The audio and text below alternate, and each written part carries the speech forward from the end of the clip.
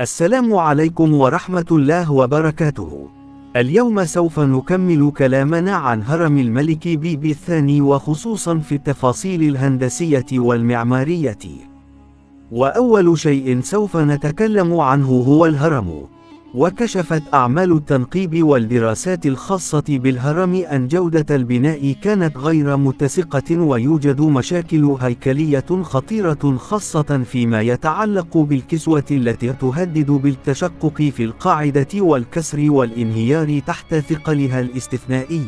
واستجاب المهندسون المعماريون القدماء لهذه المشكلة من خلال بناء جدار على طول الطريق حول الهرم مدمجا في العلبة تحت الكسوة.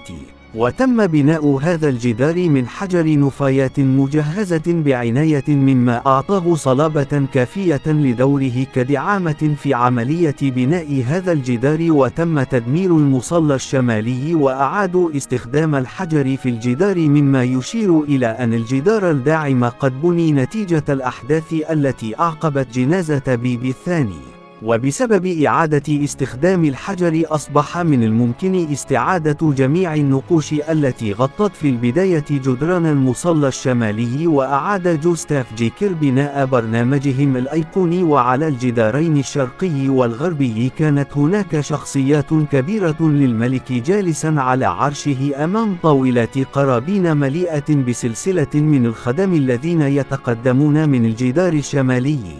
وكان الجدار الجنوبي يسيطر عليه باب مزيف مع موكب من الآلهة، وتشبه هذه الزخرفة زخرفة المصليات الشمالية التابعة لمجمعات هرمية أخرى، ولا تعرف إلا من خلال آثار صغيرة. وتسمح الزخرفة الكاملة لمصلى بيبي الثاني الشمالي لعلماء المصريات بوضع تلك الآثار في سياقها. ونسبة البنية التحتية لهرم جدن كارع الذي كان نموذجا لجميع الأهرامات اللاحقة، ويمتد من ممر ينحدر من نقطة على الوجه الشمالي للهرم، وكانت محمية في الأصل من قبل المصلى الشمالي على مسافة تزيد قليلا عن 20 مترا، وهو مسدود ب4 كتل جرانيتية عند مدخل، ويؤدي إلى بهو به سقف مطلي ب5 صفوف من النجوم البيضاء على خلفية سوداء تتجه نحو الغرب. ثم هناك ممر أفقي مغلق ب3 كتل جرانيتية، وتم تشكيل جدران هذا الممر بنصوص الإهرامات.